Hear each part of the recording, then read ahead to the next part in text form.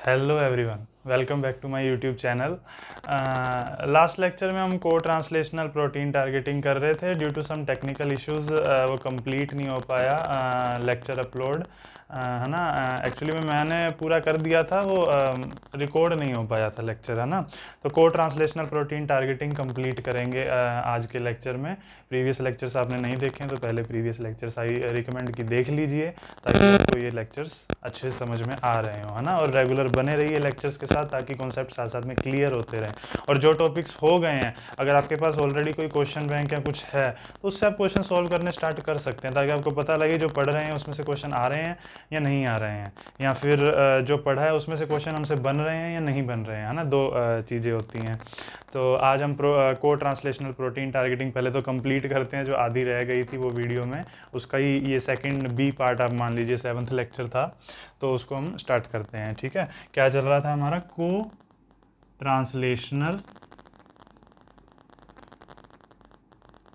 Protein targeting, है ना। को ट्रांसलेशनल प्रोटीन टारगेटिंग में हमने क्या देखा था कि जो मान लीजिए ये राइबोसोम है, ठीक है। ये राइबोसोम से इस टाइप से प्रोटीन जो है एन टर्मिनल सबसे पहले निकल रहा था स्टेप 1 में, फर्स्ट स्टेप है मान लीजिए, है ना। तो राइबोसोम में क्या निकल रहा था? प्रोटीन का ट्रांसलेशन। अब ये पूरा ट्रांसलेशन थोड़ी होगा, ट्रांसलेशन होते होते ही ये क्या हो जाएगा, अपने टारगेट तक पहुंचेगा, तभी तो इसे को ट्रांसलेशनल प्रोटीन टारगेटिंग बोल रहे हैं, राइट। तो अब को ट्रांसलेशनल प्रोटीन टारगेटिंग पे हुआ क्या था? ये बाहर प्रेजेंट था, साइटोप्लाज्म में क्या आता है, इसके साथ बाइंड कर जाता है ये राइबोसोम, ये mRNA, ये इससे प्रोटीन निकल रहा था, यहाँ पे आके एक प्रोटीन बाइंड कर जाता है, जिसका नाम हमने क्या रखा था? मतलब नाम है SRP, that is the signal recognition particle, जो कि एक GTP बाइंडिंग प्रोटीन है। और ये जैसे ही इसके साथ बाइंड होता है तो क्या होता है कि ट्रांसलेशन जो है वो ट्रांसलेशन रुक जाता है, स्टॉप हो जाता है, ट्रांसलेशन स्टॉप्स, ठीक है। और ट्रांसलेशन स्टॉप हो गया, अब इसको मान लीजिए सेकंड स्टेप है। इसके बाद क्या हुआ था? हमने देखा था कि ये SRP अब इसको लेके जाएगा ER के पास। ये ER है, ER के पास क्या होता है? रिसेप्टर प्रेजेंट होता है, SRP का रिसेप्टर प्रेजेंट होता है, जिस पे आकर ये SRP बाइंड कर जाता है, ठीक है। SRP क्या हुआ? बाइंड हो गया। साथ में ये क्या लेके, अच्छा, ER के पास एक और चीज होती है, दैट इज द ट्रांसलोकोन। क्या बोलते हैं इसको? ट्रांसलोकोन। ट्रांसलोकोन हमने ये शायद रिकॉर्डिंग में आ गया था। ट्रांसलोकोन इज बेसिकली अ गेट जिससे प्रोटीन जो है वो एंटर करेगा, राइट। तो ट्रांसलोकोन है, इसके ऊपर ऐसे राइबोसोम आ गया, ये mRNA राइबोसोम, ये प्रोटीन इसमें इसके साथ बाइंड था, ठीक है। इसके पास GTP था। अब जो है, जैसे ही SRP रिसेप्टर पे आकर बाइंड होता है ER की मेम्ब्रेन पे, ठीक है, और यहीं पे ट्रांसलोकोन प्रेजेंट है, जो कि गेट है, पाथवे है, जहाँ से प्रोटीन्स जो हैं वो क्या करेंगे, प्रोटीन्स अंदर एंटर करेंगे, ठीक है। अब क्या है कि यहाँ पे जैसे ही SRP रिसेप्टर के ऊपर SRP प्रोटीन आकर बैठता है तो GTP का क्या हो जाता है? हाइड्रोलिसिस। क्या हो जाता है? GTP hydrolysis. और GTP का जैसे ही हाइड्रोलिसिस होता है तो SRP जो है वो भी क्या हो जाता है? रिलीज हो जाता है, ठीक है। काम हो गया तो निकल गया अपना, ठीक है। तो SRP रिलीज हो गया।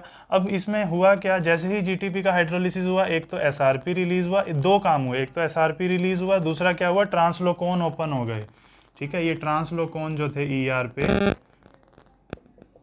ट्रांसलोकोन ओपन हो गए, ठीक है। इस टाइप से ट्रांसलोकोन जो है ओपन हो गए, प्रोटीन अंदर आ गया, प्रोटीन का सिग्नल सीक्वेंस एंटर कर गया, SRP रिलीज हो चुका है, ठीक है। यहाँ से SRP क्या हुआ? रिलीज हो गया, GTP हाइड्रोलिसिस। और SRP जो रिलीज हुआ, अब इसके पास क्या है? GDP बाइंडिंग है, क्योंकि GTP का तो हाइड्रोलिसिस हो गया ना, GDP में कन्वर्ट हो गया, राइट। तो SRP जो है वो रिलीज हो गया यहाँ से और प्रोटीन अंदर आ गया। अब यहाँ पे अगर मान लो कौन सा स्टेप, इसको थर्ड कह दिया हमने, इसको फोर्थ कह दिया हमने, ठीक है। 4 स्टेप्स तक हमें समझ में अच्छे से आ गया। अब आगे चलते हैं, है ना। तो यहाँ तक हमें समझ में आ गया, SRP जो है वो अपना काम कर चुका है, छोड़ चुका है। अच्छा, SRP जब बाइंड हुआ था तो क्या हुआ? ट्रांसलेशन जो है वो स्टॉप हो गया था। अब SRP दोबारा से रिलीज हो गया हाइड्रोलिसिस होके उसका, तो अब क्या होगा? अब क्या होगा, नाम इसका को ट्रांसलेशनल प्रोटीन टारगेटिंग है, मतलब ट्रांसलेशन होते होते टारगेटिंग होगी इसकी। तो अब इसमें क्या हो गया, ट्रांसलेशन दोबारा से स्टार्ट हो गया, ट्रांसलेशन स्टार्ट्स अगेन, ट्रांसलेशन दोबारा से क्या हुआ, स्टार्ट हो गया यहाँ पे। ठीक है, अब ट्रांसलेशन दोबारा से स्टार्ट हो गया, इसका ही इधर लिख लेते हैं हम। तो अब क्या होगा देखो, अब सबसे पहले तो क्या होगा, अंदर ये जो सिग्नल सीक्वेंस है इसको मैं ऐसे लिख देता हूँ, that is the signal sequence, इसको कट कर दिया जाता है यहाँ से। ठीक है, यहाँ से इसको सिग्नल सीक्वेंस को क्या किया जाता है, कट किया जाता है, इधर आ जाता है और अल्टीमेटली डिग्रेड हो जाता है। इसको कट करता कौन है, सिग्नल सीक्वेंस जो है कट हो जाता है बाय सिग्नल पेप्टाइडेज एंजाइम होता है एक, सिग्नल पेप्टाइडेज जो है वो क्या करता है, सिग्नल सीक्वेंस को कट कर देता है और अल्टीमेटली ये क्या हो जाता है, डिग्रेड हो जाता है। आ गई बात समझ, इतनी आ गई। ठीक है, तो यहाँ पे क्या हुआ, अब यहाँ पे ER था, सिग्नल सीक्वेंस ने कट कर दिया सिग्नल सीक्वेंस को, अल्टीमेटली डिग्रेड हो गया। सिग्नल सीक्वेंस के बाद प्रोटीन होता है, अब प्रोटीन जो है वो अंदर आ गया, प्रोटीन अंदर आ गया। अब यहाँ देखो, अब प्रोटीन जो है वो अंदर आ चुका है, यहाँ पे राइबोसोम है, इसका प्रोटीन पूरा का पूरा अंदर आ चुका है। ये ट्रांसलोकोन था, यहाँ पे रिसेप्टर तो है ही, SRP तो रिलीज हो चुका है। ठीक है, तो अब क्या है, ये ER में आ गया प्रोटीन, अब प्रोटीन अंदर आ चुका है, राइबोसोम का कोई काम है यहाँ पे, तो राइबोसोम जो है ये भी रिलीज हो जाता है। अगर अगले स्टेप में बात करूं, राइबोसोम यहीं पे बता देता हूं मैं, राइबोसोम जो है वो release, that is the ribosome, अब इसका काम नहीं है ना, राइबोसोम रिलीज बाय कौन करता है, ribosomal releasing factor, that is ribosomal releasing factor. Ribosomal releasing factor क्या करता है, राइबोसोम को रिलीज कर देता है। राइबोसोम जैसे ही रिलीज होता है, राइबोसोम जैसे ही रिलीज होता है, ये हमारे ट्रांसलोकोन भाई साहब जो हैं ये वापस गेट अपना बंद कर लेते हैं, काम हो गया है ना, काम हो गया, पैसा हजम हो गया। ठीक है, प्रोटीन अंदर आ चुका है, फोल्ड हो चुका है, अब अंदर जा चुका है, अब इसकी आगे की प्रोसेसिंग्स होंगी, ये जहाँ भी इसकी टारगेटिंग होगी या जहाँ भी जाना होगा इससे, लेकिन एक बार प्रोटीन जो है वो ER के अंदर एंटर कर चुका है, ट्रांसलोकोन बंद हो चुके हैं। ठीक है, RRF ने राइबोसोम को रिलीज करवा दिया और SRP GTP का हाइड्रोलिसिस करके रिलीज हो गया, that is the signal recognition particle या प्रोटीन। इतना आई गेस आपको अच्छे से समझ में आ गया है। ठीक है, तो अब आगे चलते हैं थोड़ा सा।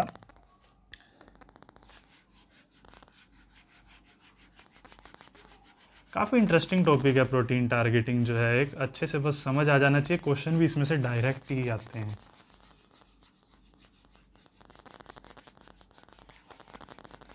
अच्छा, यहाँ पे आपको मैं एक दो पॉइंट्स SRP के बारे में बता देता हूँ, that is the signal recognition जो पार्टिकल है हमारा। सिग्नल रिकॉग्निशन पार्टिकल कहाँ पे बाइंड किया था, साइटोप्लाज्म में। इसका मतलब सिग्नल रिकॉग्निशन पार्टिकल खुद कहाँ प्रेजेंट होता है, सिग्नल रिकॉग्निशन पार्टिकल जो है वो कहाँ पे प्रेजेंट होता है, SRP जो है वो कहाँ होता है, साइटोसोल में प्रेजेंट होता है, प्रेजेंट इन साइटोसोल, है ना, साइटोसोल में प्रेजेंट होता है। दूसरी चीज़ ये क्या है, एक टाइप का राइबो न्यूक्लियोप्रोटीन है, it is a kind of ribo nucleoprotein, जिसका मतलब क्या है, इसमें RNA है प्लस प्रोटीन है ना। RNA की बात करें तो सिंगल RNA इसमें प्रेजेंट होता है एक, और प्रोटीन जो होते हैं वो मैनी प्रोटीन्स प्रेजेंट, मैनी क्या मतलब 6 पॉलीपेप्टाइड्स जो हैं प्रेजेंट होते हैं बेसिकली। ठीक है, तो ये तो बात हो गई SRP की, that is the signal recognition particle के बारे में आ गया समझ। अच्छा, ट्रांसलोकोन की अगर मैं बात करूं, SRP क्लियर हो गया, सिंपल है, साइटोसोल में प्रेजेंट होता है, एक टाइप का राइबो न्यूक्लियो प्रोटीन है। ठीक है, अब अगर आगे बात करें इसी में ही, तो ट्रांसलोकोन जो है, ट्रांसलोकोन एक्चुअली में उसको SEC61 कॉम्प्लेक्स भी बोल देते हैं कई बार, या फिर मैं बात करूं जो ट्रांसलोकोन है, ट्रांसलोकोन की अगर बात करें तो ट्रांसलोकोन जो है, ट्रांसलोकोन एक टाइप का हेट्रोट्राइमेरिक है, हेट्रोट्राइमेरिक मतलब 3 सब यूनिट से मिलकर बना हुआ है, हेट्रो मीन्स 3 डिफरेंट सब यूनिट से मिलकर बना हुआ है, that is the alpha beta and gamma. ठीक है, 3 सब यूनिट से मिलकर बना होता है, ट्रांसलोकोन इज हेट्रोट्राइमेरिक, राइट।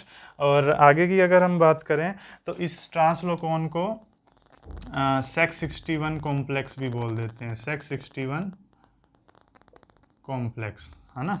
इसको ये नाम से भी जाना जाता है। ठीक है, ये तारा है बनाया मैंने, है ना। अज मैं एक टुटिया तारा वेख्या जमा ही तेरे वर्गा सी, ते चन्न नूं कोई फर्क पिया ना जमा ही मेरे वर्गा सी।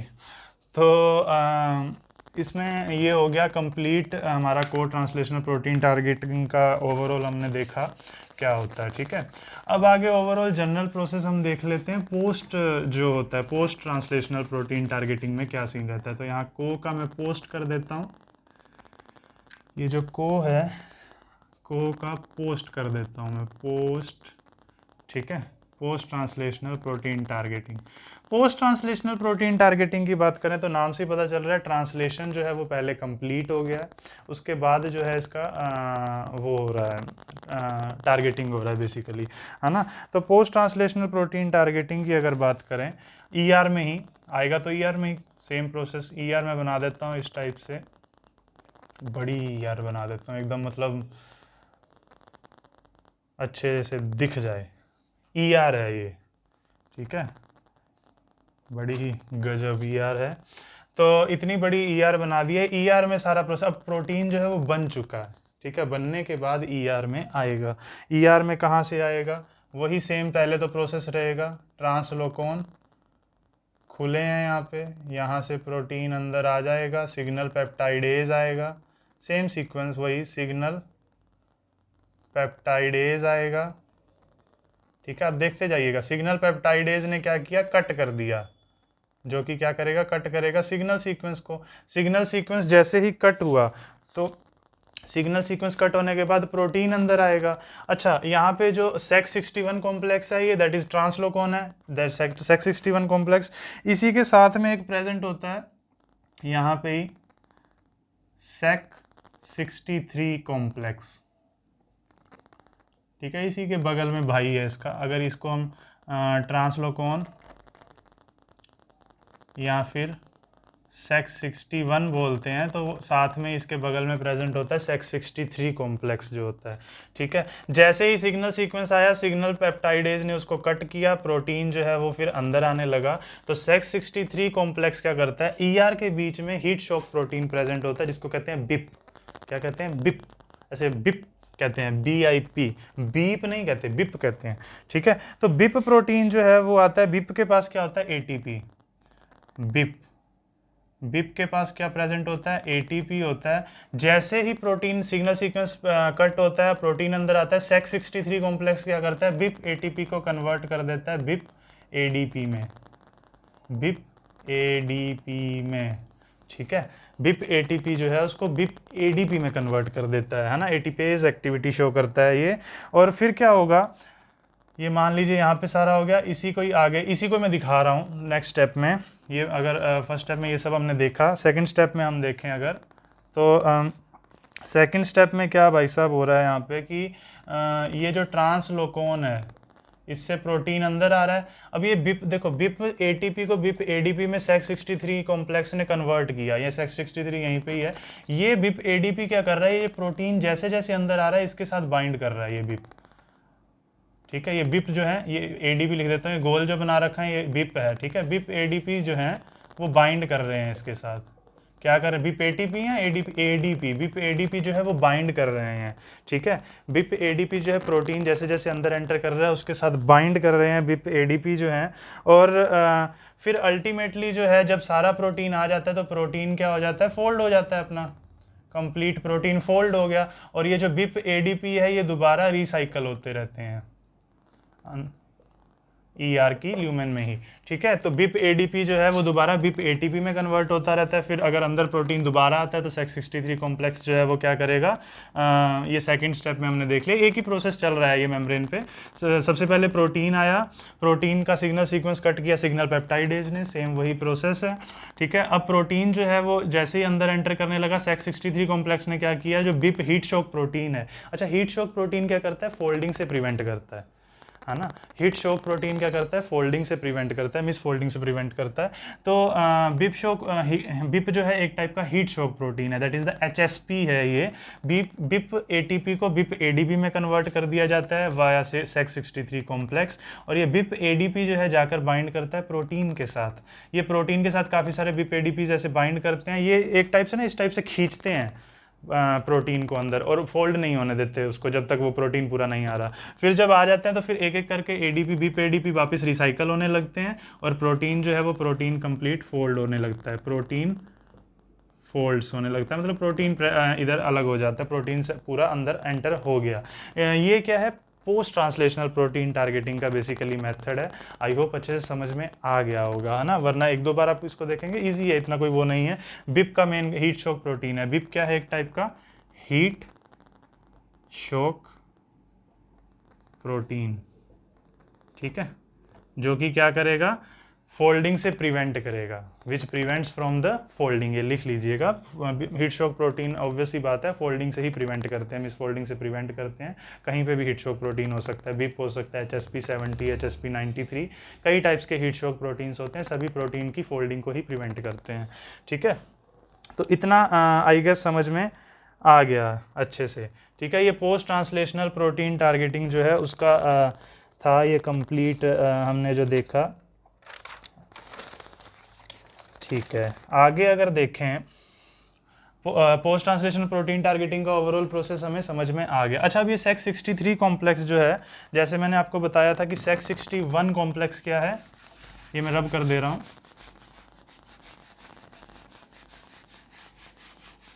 इसको आप एक दो बार देखेंगे, अगर नहीं, आई होप वैसे समझ में आ जाना चाहिए, इतना कोई बहुत ज़्यादा रॉकेट साइंस भी नहीं है, बट अगर नहीं भी आ रहा है या नाम याद नहीं हो रहे हैं तो क्या है कि इसको एक दो बार देखेंगे वीडियो को अच्छे से तो आ जाएगा समझ अच्छे में, ऐसी कोई वो बड़ी बात नहीं है।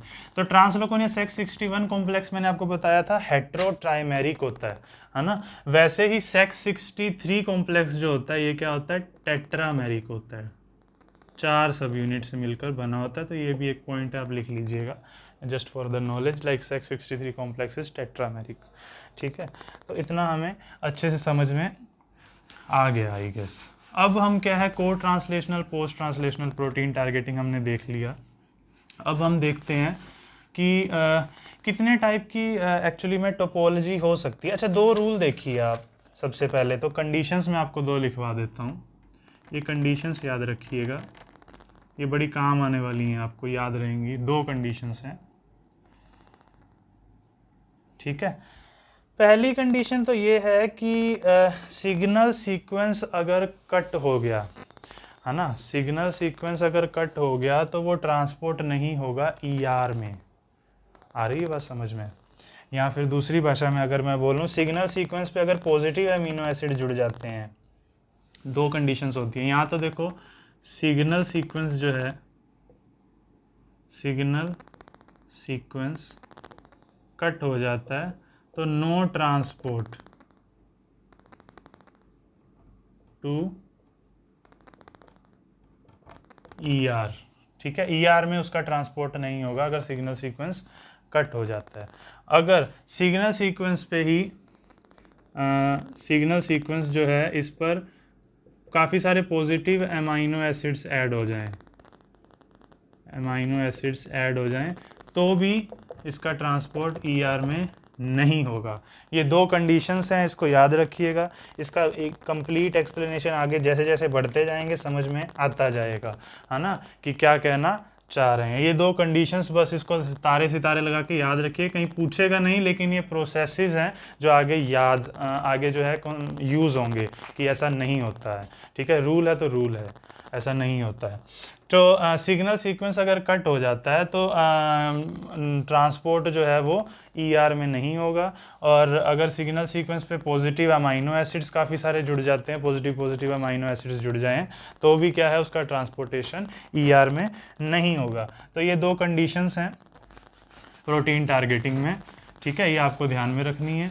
अब चलते हैं आगे हम टोपोलॉजी की तरफ, ठीक है। टोपोलॉजी देखेंगे कि टोपोलॉजी कैसे कैसे होती है जब ये जो आता है प्रोटीन, और कैसे कैसे अंदर जाएगा ये, है ना। टोपोलॉजी जो अगर बात करें तो 4 टाइप की टोपोलॉजी हो सकती है, ठीक है। टोपोलॉजी जो है, प्रोटीन की टारगेटिंग की टोपोलॉजी जो है वो 4 टाइप से, 1 2 3 एंड 4, 1 2 3 4 टोपोलॉजीज। तो कैसे कैसे है, सबसे पहले टोपोलॉजी 1, ठीक है। फर्स्ट टोपोलॉजी हम देखते हैं सबसे पहले कि किस टाइप से प्रोटीन टारगेटिंग, बेसिकली मेथड्स हैं, बोलूँ तो मैं मेथड्स ऑफ प्रोटीन टारगेटिंग किस टाइप से डिवाइड इसको किया हमने, 4 टाइप की टोपोलॉजीज पे डिवाइड कर दिया हमने। फर्स्ट देखें, अगर मान लो ये प्लाज्मा मेम्ब्रेन है,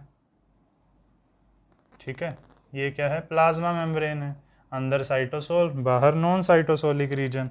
यहाँ पे क्या होता है, ट्रांसलोकोन प्रेजेंट होता है, क्या होता है, ट्रांसलोकोन प्रेजेंट होता है, और बाहर क्या है, राइबोसोम, एमआरएनए, प्रोटीन अंदर आएगा इस टाइप से, इस टाइप से सिग्नल सीक्वेंस एन टर्मिनल अंदर एंटर कर जाएगा, ठीक है। अब जो एन टर्मिनल है ये सिग्नल सीक्वेंस तो अंदर एंटर कर जाएगा। आपको बताया था अगर ट्रांस मेम्ब्रेन कोई प्रोटीन है ना, अगर मान लीजिए ट्रांस मेम्ब्रेन प्रोटीन है, अब मेम्ब्रेन में कैसे रहेंगे प्रोटीन्स, है ना, ये एक तरह से आप इसको ऐसे भी ले सकते हैं कि हम देख रहे हैं कि टारगेटिंग टू प्लाज्मा मेम्ब्रेन कैसे हो रही है, ठीक है, उस टाइप से अगर लेके चलेंगे तो अच्छा रहेगा। अब सिग्नल सीक्वेंस के पीछे कोई हाइड्रोफोबिक पैच आ गया मान लो, ठीक है, यहाँ पे इस टाइप से ये ट्रांसलोकोन था, इसके बीच में यहाँ पे क्या हुआ, ये ऊपर वो,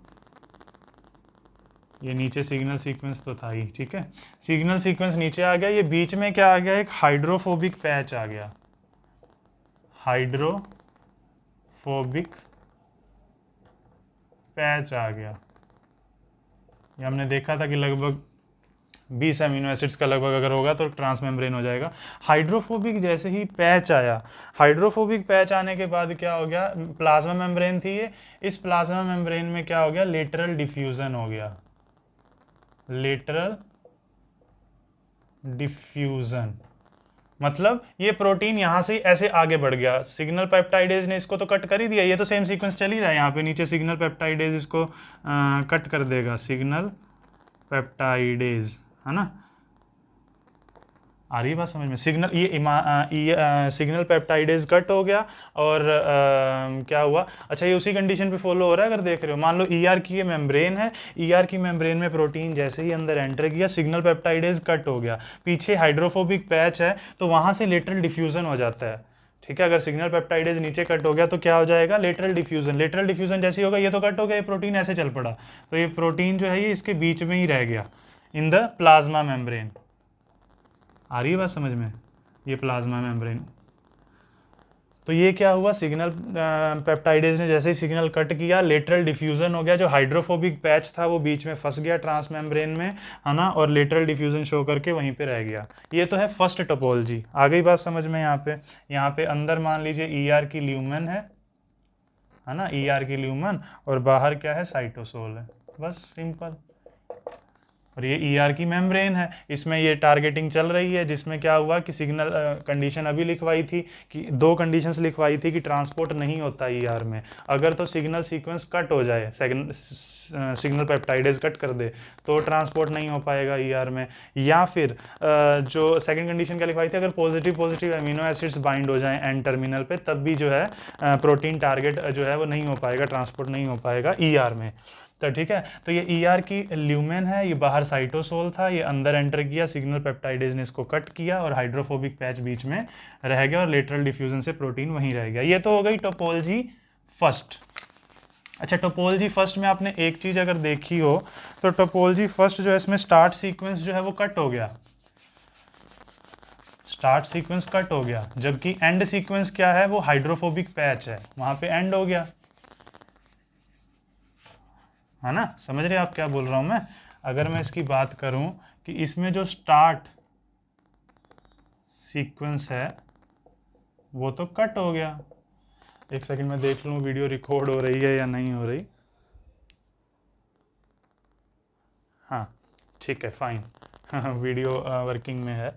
तो स्टार्ट सीक्वेंस की अगर बात करें तो स्टार्ट सीक्वेंस तो इसमें कट हो गया, जबकि जो स्टॉप सीक्वेंस है, मतलब स्टॉप कैसे हुआ ये पूरा टारगेटिंग, स्टॉप सीक्वेंस जो है वो हाइड्रोफोबिक पैच, हाइड्रोफोबिक पैच है। इतनी बात क्लियर है, जो हमने अभी किया वही मैंने लिख दिया। स्टॉप सीक्वेंस हाइड्रोफोबिक पैच है, स्टार्ट सीक्वेंस कट कर दिया सिग्नल पेप्टाइडेज ने। तो ये था टोपोलॉजी फर्स्ट। अब देखते हैं हम इसके कुछ एग्जांपल्स भी देख लेते हैं। टोपोलॉजी फर्स्ट के एग्जांपल्स, ये टाइप का टोपोलॉजी कौन कौन सा शो करता है हमें प्रोटीन, है ना, ये भी देख लेते हैं हम। इसके कुछ एग्जांपल्स देख लीजिए, ये नोट कर लीजिएगा। एग्जांपल, इंपॉर्टेंट एग्जांपल्स कुछ लिखवा रहा हूँ मैं यहाँ पे। इसमें एक तो ग्लाइकोफोरिन, इसके बारे में हमने देखा भी था, कहीं पे पढ़ा था आपने, याद ना आ रहा हो तो प्रीवियस लेक्चर देख लीजिएगा। ग्लाइकोफोरिन इंसुलिन, इंसुलिन का रिसेप्टर एक्चुअली में देखा जाए तो, insulin receptor and growth hormone, growth hormone receptor, growth hormone receptor, ये कुछ एग्जांपल्स हैं इसके बेसिक, है ना, जो टोपोलॉजी फर्स्ट शो करते हैं। ये उनके एग्जांपल एक और लिख लीजिए, TGF beta receptor, that is the transforming growth factor, है ना, ये एक टाइप का सिग्नलिंग है, ये हम स्टडी भी करेंगे, transforming growth factor beta receptor. तो ये जो है ये एग्जांपल्स हैं कुछ जो कि टोपोलॉजी फर्स्ट शो करते हैं। अब आगे आते हैं हम टोपोलॉजी सेकंड में। अब आगे बात करते हैं कि टोपोलॉजी सेकंड क्या है। टोपोलॉजी सेकंड में हम सेकंड कंडीशन को देखेंगे, जैसे कि ये मान लो प्लाज्मा मेम्ब्रेन थी, वही ER की, नीचे ER का ल्यूमेन, ऊपर साइटोसोल है, ये ट्रांसलोकोन है, ट्रांसलोकोन के ऊपर राइबोसोम है, यहाँ पे mRNA है, प्रोटीन। लेकिन जो N टर्मिनल है उस पे जो है वो बहुत सारे positive positive positive amino acids जुड़ गए हैं। अब पॉजिटिव पॉजिटिव अमीनो एसिड जुड़ गए हैं तो वो अंदर नहीं जाएगा N टर्मिनल जो है, क्योंकि ER में ट्रांसपोर्ट नहीं हो सकता, पॉजिटिव अमीनो एसिड्स जुड़ गए हैं, यहाँ पे काफ़ी सारे पॉजिटिव क्या हो गए हैं, अमीनो एसिड्स बाइंड कर गए हैं N टर्मिनल पे, ठीक है। तो जैसे ये होगा, इसमें क्या होगा, पीछे हाइड्रोफोबिक पैच भी है, ठीक है, होगा क्या, ये ER की मेम्ब्रेन है ना, और यहाँ पे इस टाइप से ये इधर अंदर हाइड्रोफोबिक पैच अंदर चला गया, ये ट्रांसलोकोन तो है ही ऑब्वियसली, और ये बाहर N टर्मिनल चला गया। अब हाइड्रोफोबिक पैच तो आ चुका है, यहाँ से क्या हो जाएगा, इसमें लेटरल डिफ्यूज़न हो जाएगा। लेटरल डिफ्यूज़न जैसे ही होगा, नीचे देख लीजिए, तो क्या होगा, यहाँ पे लेटरल डिफ्यूज़न हो गया तो अंदर रह गया। तो इस केस में क्या होता है कि जो हाइड्रोफोबिक पैच तो है ही, इसका जो C टर्मिनल है वो अंदर आ गया और N टर्मिनल जो है वो बाहर चला गया, क्योंकि उसमें पॉजिटिव पॉजिटिव था। राइबोसोम तो रिलीज बाद में हो ही जाता है, वो तो आपको पता ही है, ये ट्रांसलोकोन सब कुछ वैसा ही है। इस कंडीशन में आप देख रहे हैं टोपोलॉजी सेकंड में क्या हो रहा है, हाइड्रोफोबिक, क्योंकि पॉजिटिव अमीनो एसिड्स बाइंड कर गए थे N टर्मिनल पे, तो वो अंदर नहीं जा सकता था, तो उसने अपना जो है वो डायरेक्शन चेंज किया। लेकिन हाइड्रोफोबिक पैच जो है जैसे ही गया तो उसने लेटरल डिफ्यूजन शो किया as usual. Hydrophobic patch trans membrane में जाएगा ही, तो मेम्ब्रेन में टारगेटिंग कर ही रहा है, तो इसका लेटरल डिफ्यूजन जैसे ही शो हुआ तो इसका जो पीछे C टर्मिनल आ रहा था, जब प्रोटीन कंप्लीटली ट्रांसलेट हो गया तो वो अंदर चला गया। तो इसमें क्या है, C जो है वो ल्यूमेन की तरफ आ गया, C टर्मिनल, और जो N टर्मिनल है वो साइटोसोल की तरफ चला गया, साइटोप्लाज्म की तरफ चला गया इन टोपोलॉजी सेकंड, ठीक है। इतना क्लियर है, ये सेकंड टोपोलॉजी है। सेकंड टोपोलॉजी की बात कर ली हमने। अब आगे चलें, अगर इसके कुछ एग्जांपल्स देखें सेकंड टोपोलॉजी में। अच्छा, सेकंड टोपोलॉजी में स्टार्ट और स्टॉप दोनों क्या है, स्टार्ट और स्टॉप सीक्वेंस क्या है, हाइड्रोफोबिक पैच हैं दोनों के दोनों, है ना। इसमें क्या है, स्टार्ट एंड स्टॉप सीक्वेंस क्या है, हाइड्रोफोबिक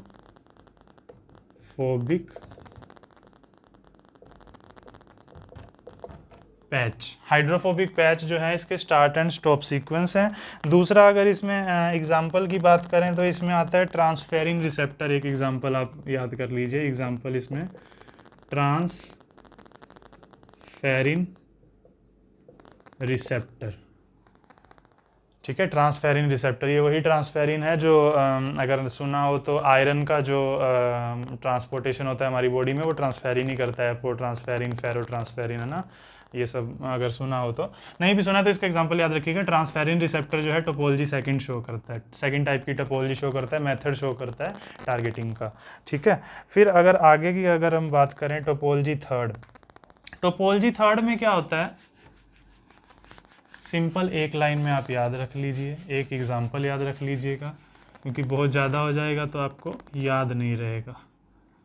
टोपोलॉजी थर्ड की अगर बात करें तो थर्ड टोपोलॉजी जो है, फर्स्ट टोपोलॉजी समझ में आ गई थी ना क्या हुआ था।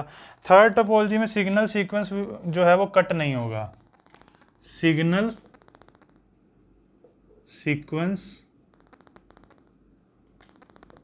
विल नॉट गेट कट, या फिर जैसे भी, तो कट नहीं होता, जो है सिग्नल सीक्वेंस कट नहीं होगा, बाकी जो है बाकी सब सिमिलर होगा, सिमिलर टू टोपोलॉजी फर्स्ट, बाकी सब फर्स्ट की तरह होगा, वही लेटरल डिफ्यूजन होगा, हाइड्रोफोबिक पैच होगा, लेकिन नीचे जो है वो सिग्नल सीक्वेंस इसका कट नहीं होगा। ठीक है, आगे बात समझ में, बाकी सब सिमिलर ही रहेगा टोपोलॉजी वन की तरह। ठीक है, अब आगे चलते हैं टोपोलॉजी फोर। टोपोलॉजी थर्ड समझ में आ गई।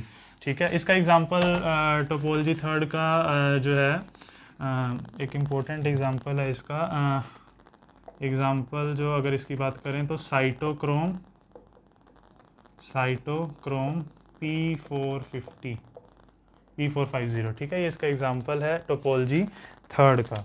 ठीक है, आगे अगर बात करें तो आगे है टोपोलॉजी फोर्थ। ठीक है, ये समझ में आ गया साइटोक्रोम P450। टोपोलॉजी फोर जो है, अभी तक हम क्या पढ़ रहे हैं, सिंगल पास प्रोटीन्स के बारे में सब कुछ पढ़ा हमने। Topology four is basically for the multi pass protein. ठीक है, इसमें इतना याद रख लीजिए आप, मल्टी पास प्रोटीन के लिए होता है ये, मल्टी पास प्रोटीन्स। ठीक है, it is for the multi pass protein, इतना ये एक इंपॉर्टेंट पॉइंट है, बस इतना याद रखिए। टोपोलॉजी फोर जो है वो multi pass protein. Multi pass protein आपने, मल्टी पास प्रोटीन भी यहीं अगर देखें तो दो टाइप के होते हैं, एक तो हो सकते हैं ओड मल्टी पास प्रोटीन, या फिर हो सकता है इवन हो, है ना। ओड जैसे कि सबसे कॉमन एग्जांपल इसका GPCR। ओड क्यों बोल रहे हैं, इसमें ये 7 ट्रांसमेम्ब्रेनल प्रोटीन है, पता है आपको, सरपेंटाइन प्रोटीन भी बोलते हैं GPCR। इवन की बात करें जो इवन नंबर में होगा, जैसे कि ग्लूट मैंने आपको बताया था 12 तरीके का, जिसमें से चार हमने देखे भी थे, है ना। या फिर एक्वापोरिन भी इसी का एग्जाम्पल है, इसमें 6 ट्रांसमेम्ब्रेन होते हैं। ठीक है, तो ये जो है इवन का एग्जांपल्स आ गए। तो ये मल्टीपास प्रोटीन, ये टोपोलॉजी हमने आज कंप्लीट कर ली। ठीक है, तो बाकी का हम जो है नेक्स्ट फिर उसमें रखते हैं, 1 मिनट में देख लेता हूँ। ठीक है, फिर नेक्स्ट में ही रखते हैं हम, है ना, वरना लेंदी ज़्यादा हो जाएगा लेक्चर। इसको एक बार गो थ्रू आप अच्छे से हो लीजिएगा। जितने भी आज टॉपिक्स बताए हैं बहुत इंपॉर्टेंट टॉपिक्स हैं। मेथड्स ऑफ प्रोटीन कैसे टारगेट होता है, डिफरेंट सिंगल पास में, मल्टी पास के लिए टोपोलॉजी 4 होता है। को ट्रांसलेशनल प्रोटीन टारगेटिंग में हमने आज कंप्लीट नहीं की इन द सेंस जनरल उसका देखा, अभी हमने टारगेटिंग नहीं देखी है कि लाइसोसोम में कैसे टारगेटिंग होती है। पोस्ट ट्रांसलेशनल प्रोटीन टारगेटिंग का भी एक जनरलाइज्ड हमने स्ट्रक्चर देखा किस टाइप से होती है, हीट शॉक प्रोटीन्स का रोल रहता है नॉल। उसमें भी अभी हमने उसमें ये नहीं देखा कि न्यूक्लियस में कैसे होती है टारगेटिंग, माइटोकॉन्ड्रिया में कैसे होती है, पेरोक्सिसोम में कैसे होती है, एंड क्लोरोप्लास्ट में कैसे होती है ना। तो वो सब तो अभी हमें देखना है। तो लेकिन ओवरऑल जनरलाइज्ड प्रोसेस अगर समझ में आ गया तो उसी में मॉडिफिकेशंस हैं, वो सब आपको समझ में आ जाएगा। और टोपोलॉजी देखिए हमने किस टाइप से, टोपोलॉजी 1 2 3 4 टाइप की टोपोलॉजीज होती हैं, बेसिकली मेथड्स हैं ये प्रोटीन्स के, है ना। और बाकी अगर अच्छे से समझ में आ रहा हो तो रेगुलर बने रहिएगा और वीडियोस को लाइक और शेयर कीजिएगा अगर अच्छा लगे तो। एंड नेक्स्ट लेक्चर में फिर हम नेक्स्ट लेक्चर में इसी को एक्सटेंड करेंगे, देखेंगे कि कैसे कैसे प्रोटीन फोल्डिंग होती है, सबसे पहले वो देख लेंगे। मॉडिफिकेशंस क्या होती हैं गोल्जी बॉडी में, है ना, जैसे N linked glycosylation, O linked glycosylation and all, वो सब देखेंगे हम अपने फर्दर लेक्चर्स में, है ना। तो आज के लिए इतना ही रखते हैं। थैंक यू, मिलते हैं, धन्यवाद।